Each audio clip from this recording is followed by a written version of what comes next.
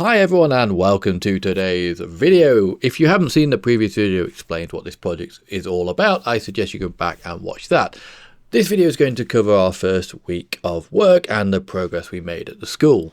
Day one started very early with a delivery from Ridgeway bringing over their shiny new machines.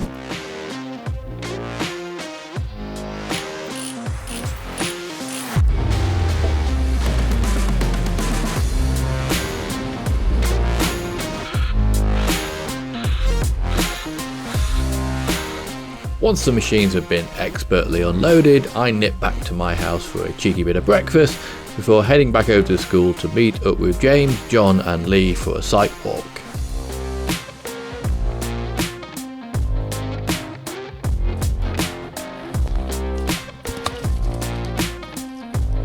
You helping? Okay.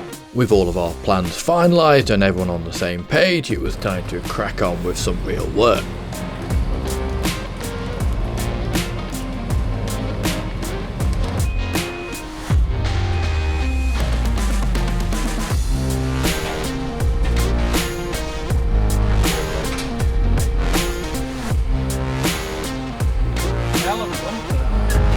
Oh, John! John! The paintwork!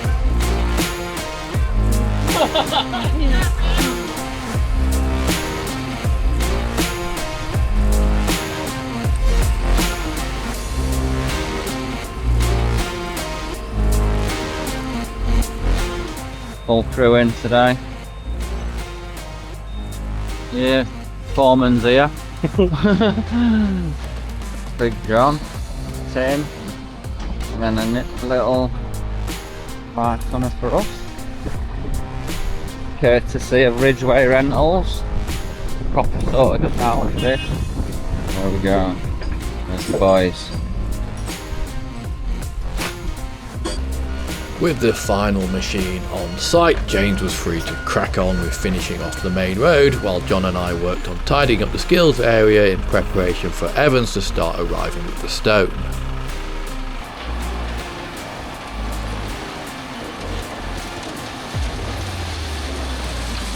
Okay, so that's day one finished. It's been pretty productive. We got the skills area all tidied up, cleaned up. This is where we're going to be dumping a lot of stone, as you can see. Evans has already started dropping off some of the stone for us. We've got a load of really nice dirt stockpiled here that we use for shaping this down the road. James has almost pretty much made it all the way to the top. Got the basic foundations in for the push-up track. And then John and James are going to crack on for a little bit longer just to finish off some jobs tonight. And so John's been tidying up. This is going to be eventually, this will be the end of the blue and the red run with the green run off on the side. So yeah, really good. Weather's been kind, work's gone well. Tomorrow we start moving all the stone and armouring up the push-up road. But that's going to about do it for today.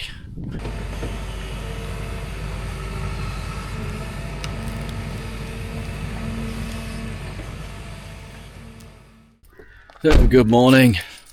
Day two, another beautiful day. Today we've got a lot of stone to move, so we should get to it.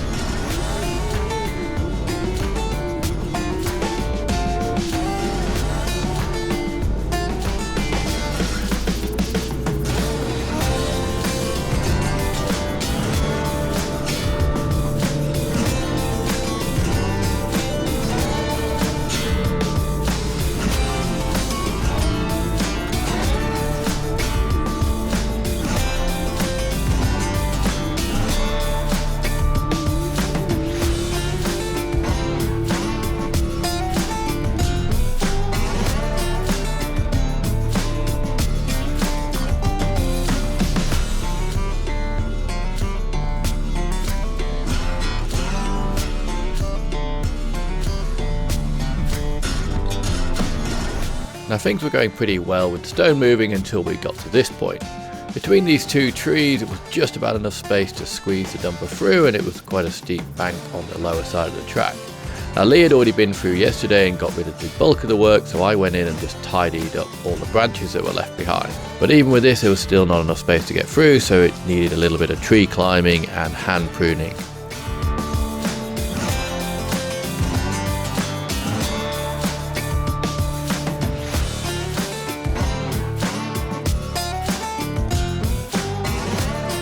Once I knew I could get the dump between the trees, it was time to put on my Brave Boy pants and attempt to tentatively drive very carefully between these trees, make sure I didn't get hung up on any of the branches, but also make sure I didn't slide the vehicle off the side of the road.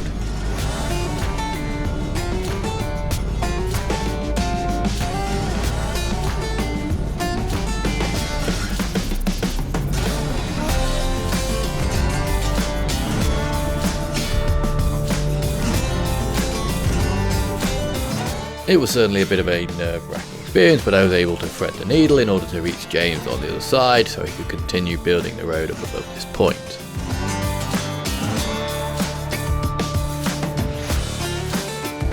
With the trickiest part of the road built, we could continue going back and forth, dumping the stone, James laying it out, and by the end of the day we were in pretty good nick. Okay, so we're coming up to the end of day 2 and we've had a pretty productive day. See me stood here on the main road and it's been pretty much covered it. We've got maybe a third left to do, but we've got one out of stone for today. And yeah, it's looking really good. To be honest, it's probably too good. The material we've got is really substantial stuff. It's essentially crushed concrete, but it's going to make a really solid base. It's going to really drain well, and when we come back again for the main build, we'll be getting a lot of finer material which we'll be using for bike tracks. So this will get sort of covered over and then rolled flat with a bit more finer stuff. So yeah, no, it's coming together really well. The guys are going to work for a couple more hours just to carry on stockpiling the good soil and things like that for the trail build, and just generally getting everything tidied up.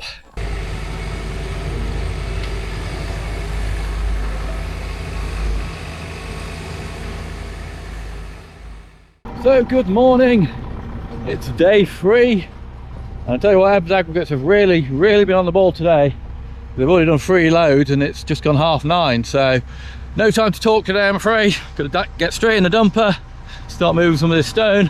But this way we're going to struggle to keep up with them, so let's get it going.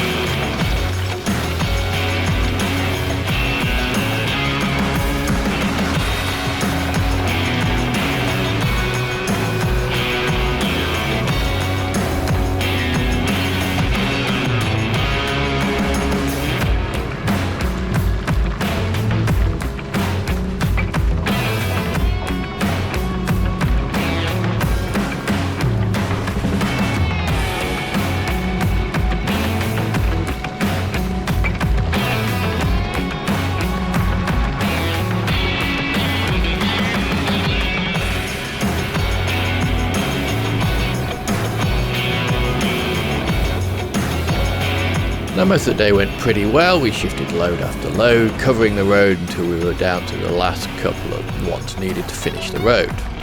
Unfortunately, the day was not without its dramas. So as you can see, the dumper is parked up here behind me with the bucket up. It's actually been here since yesterday because we had a little bit of an incident with it. Basically, I was driving it, and do have a shot of that, but unfortunately I just missed the exciting bit. But I'll put that shot in while I talk about it. So we were just finishing off the end of the push-up track here. Literally, pretty much, well, one of the last loads we were going to dump. I dumped the stone there, started reversing, and it stopped. It's a bit weird. I thought I'd knocked the key with my knee. It's in a bit of an awkward position where I could do that, or sometimes they can stall. It's pretty rare, but you know, sometimes they can stall. So I just thought, oh well. So leaned down, restarted it, started up fine, no problems, and went to carry on reversing, and it wouldn't drive. And it was kind of all happening in about 2 or 3 seconds. But yeah, so I basically started it, put my foot on the accelerator to start reversing. As I did, I was, you know, started to look over my shoulder to watch where I was going. And when I looked behind me, a ton of smoke pouring out the back, and then a ton of flames.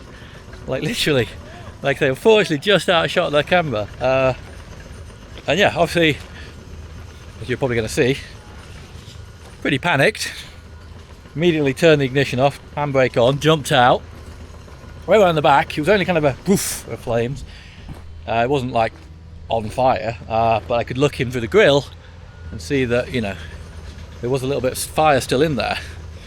Quickly, like, ran over and banged on James's window to say, excuse my French, the digger's on fire. The dump's on fire, sorry. Came over, managed to get in the back. The fire was kind of it was only a tiny little like flame just on a bit of cable at the bottom, and I sort of was able to just literally blow it out, but it kept reigniting. So sort of we shouted to Johnny, he ran over, we grabbed some barrels of water and basically put the fire out. But as I say, even with the water, it kept reigniting, and yeah, altogether pretty scary, not gonna lie.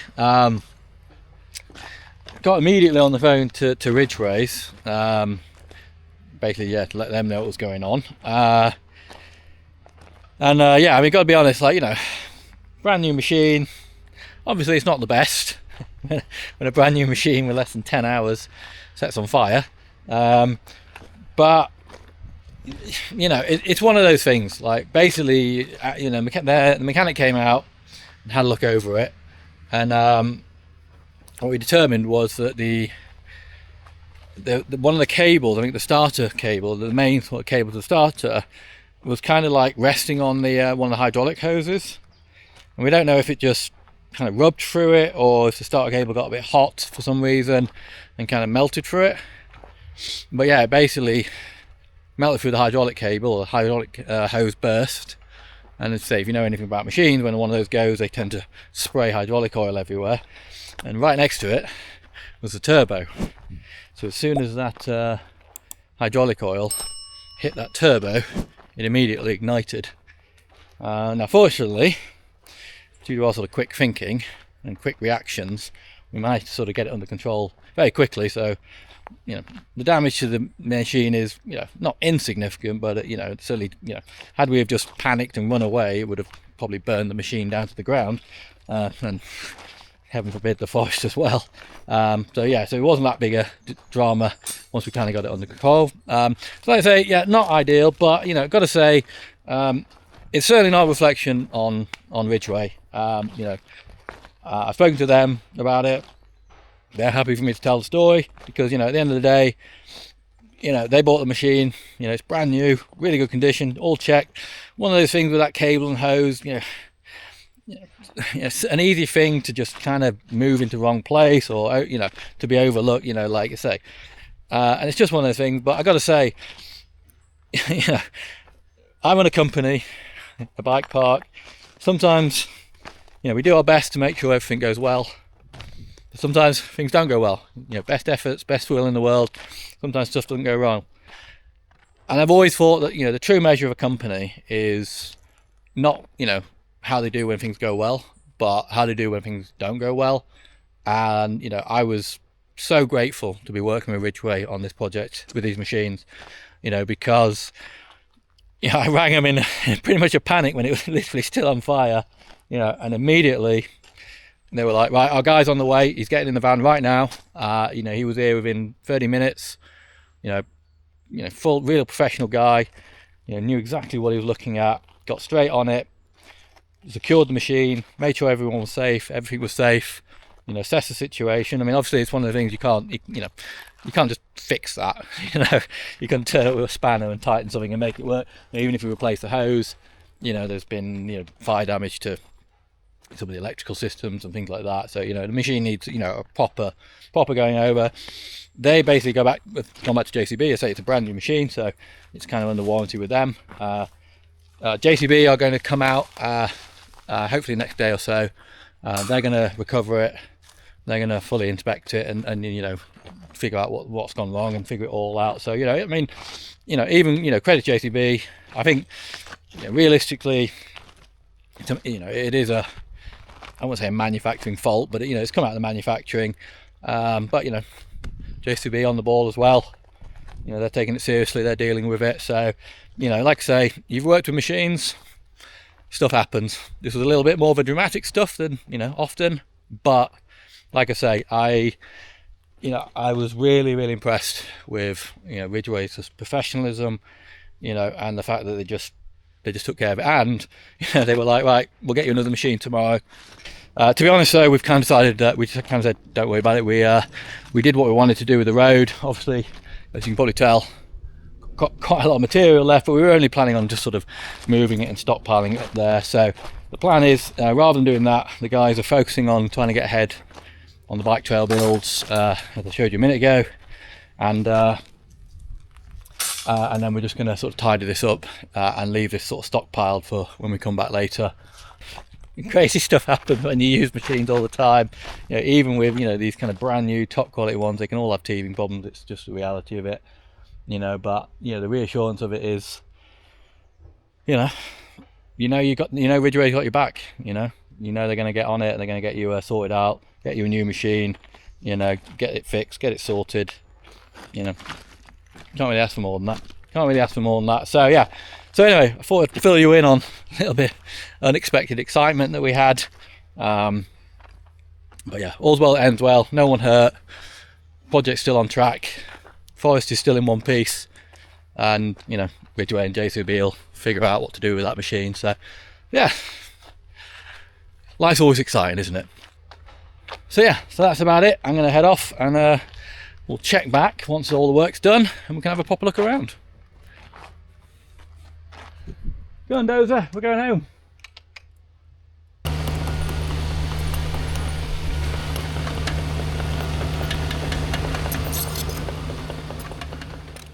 Okay, so I'm back here. It's the following week. The weather's not quite as kind as it was last week, so I think we picked the right week to do this job. So I haven't actually been back for a couple of days. I was working at the park over the weekend while John and James were finishing off. So I haven't seen what they've done, so I thought we'd take a look together. So as I do that, I can show off some of the work they've been doing because they've actually cracked on more with the tracks than we expected, and I can give you a bit more detail about the overall layout and what the plan is. So I'm down here at the end in what will be the skills area, but we'll talk about that once we've done the track. So I think the first thing we'll do is we're going to go up the push-up track so you can get a sense of how long that is and how long it takes to get to the top.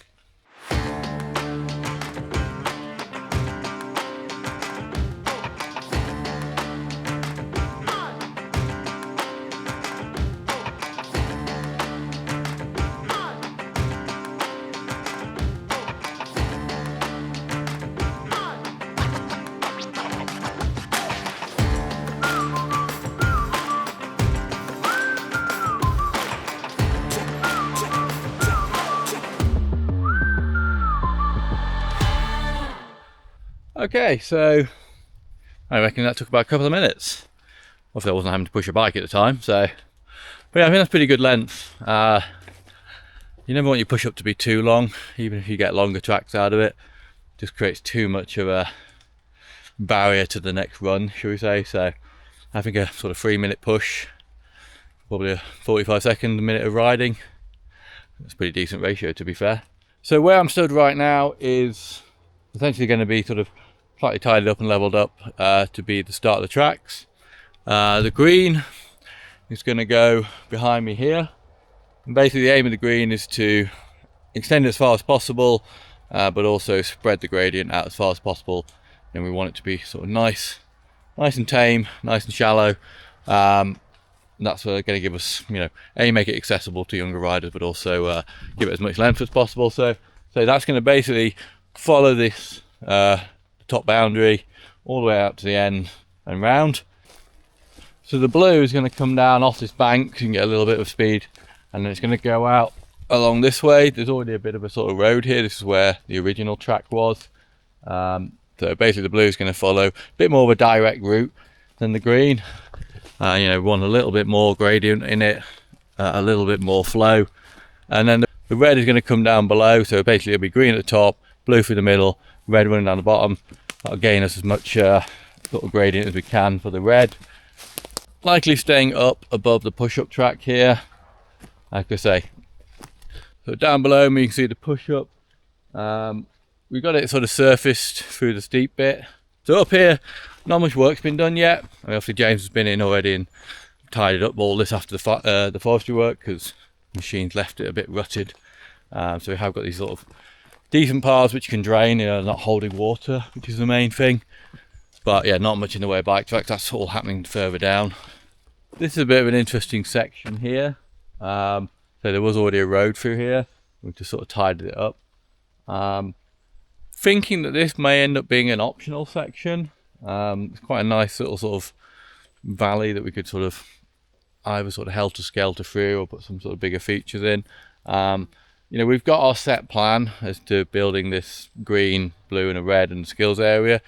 But that really is just the minimum. There's no reason we can't do more. With the assistance we've had particularly from Ridgeway, who've been providing machines that have allowed us to really crack on, but also Evans, giving us such a good deal on the materials, means that potentially we've got more budget available than we thought, and that means more time. So if we do, and we can work and improve on what we already plan to do, we'll certainly take advantage of that.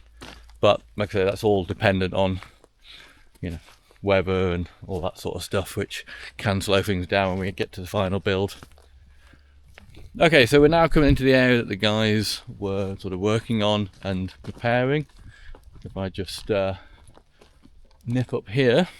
So we are kind of, the top border is just behind all this rhododendron here. And the start area is right back up that way. So if you imagine the green coming down here, and then they've actually started cutting in a bit of the foundations just to figure out where things are going to lie. And if I show you, this is kind of roughly what you can expect from the green, I guess. You've got these long sweeping corners. Obviously this will all be surfaced because this is really nice material for shaping, but not great for surfacing. It's very sticky, particularly when it's wet like this. So this is just going to sweep back and forth. Nice, fun, wide corners. Obviously these will all be built into berms and things like that. But yeah, nice and mellow, nice and chill. Just a fun thing to roll down on your bike. But yeah, you can see they really did crack on, just starting to prepare. This can now sit and it'll settle over the next few months, which will create a bit more of a solid foundation. When we put the stone on top, it doesn't all just sink into a load of mud. Even if it's wet, once it's been sat here for a while, it will settle in pretty nicely. But yeah, this looks like it's going to be a really fun bit of track. You can see trains of kids pootling down this on their balance bikes and the little 20-inch wheels and who knows what. And into a giant booter. No, that won't be there. That's just stockpiled. Partly, because we haven't built the next bit, but also to try and stop people from riding this until we are ready, which is an important point. If you're watching this, none of this stuff up here is rideable, and you shouldn't ride it. It's not going to be much fun to ride, and we've left it safe, but If you ride stuff that's not finished and not prepared, then who knows what can happen. So yeah, please stay out of the woods for now. We are going to get it ready as soon as we can, and then you'll be able to come up here to your heart's content. But while it's in the build, it's important that, you know, we all stay out of here. So coming through this tree here, you've got a sort of a start of a bit of a sweeping kind of S-bend. This is going to be a part of the blue. You can see it's a little bit steeper, a little bit sort of harsher angles on the green. They've basically just been doing this because you've got some of these lovely trees here, and we're just trying to figure out how to snake between them so we don't have to impact them. Again, you know, you don't want to dig into the ground where there's trees because of damage the roots, and then you can destabilize the tree. So what we're actually doing is just building it up with this sort of earthy material. Let that settle over the next month or so, and then that way when we come back to surface it and do the final shaping, it'll be a bit more of a solid foundation. And here, this will basically be the red coming here. Start of what I'm assuming is going to be some kind of tabletop there. But yeah, that'll come down out of the trees above me and sort of start merging together with the blue towards the end of the track. Now we're going to come down into the finishing section, which is basically all the tiles are going to come together. The blue and the red, as I say, are going to link off to the uplift or push up, and then the green is going to go down into the skills area. So yeah, basically here there's a lot of sort of mess here, a lot of stuff left over from the forestry, from previous forestry, some sort of building projects that have dumped stuff here and things like that. So there was a lot of sort of sorting out and tidying out. It looks a bit sort of like a wasteland now, but to be honest, yeah, anyone worrying about nature, our biggest issue here is that nature is going to see this as, you know, free real estate, and it's going to come back in with a vengeance. So by the time we come back a month's time, everything will have probably regrown here, which is problematic when you're trying to build stuff, to be honest. But yeah, this will soon, once the tracks are back in, we'll leave it so that all the area around them can repopulate. And to be honest, it's so overgrown with the rhododendron and brambles and the usual stuff that chokes everything out that hopefully giving it some space like this, you know, get some new trees in here. We may, I think, do some planting at the end, just to sort of, if there are any gaps that we think we can fill in trees. But the natural regrowth in here will go insane as soon as we're finished. So yeah, it's not going to be a case of if the nature comes back, it's going to be a case of how we keep it at bay and keep the tracks open. So yeah, hard to picture right now, but yeah, this is going to be an amazing section. The tracks coming down through it, and so when we come back around, the red and the blue are probably going to go off that way. That'll basically just take you straight back round to the push-up track, and then the green will filter down into the bottom here. Still got this giant pile of stone here. This is what we're going to use to finish off those last few bits of the road. So I say, this is all going to be the fun sort of playground area where all the kids get to have fun. So yeah, it should be really, really good. So I think that's going to about do it. It's been a really, really productive week, and a really good start. I'm really excited to see how it goes, but it's going to be a little while now before you see the next episode. We've got summer holidays to get through and stuff like that before we can come back in here, but rest assured we will be doing some more footage and more videos about the project. So yeah, make sure to like and subscribe and do all that stuff that YouTube likes. But yeah, other than that, guys, thanks so much for stopping by. We'll see you in the next one.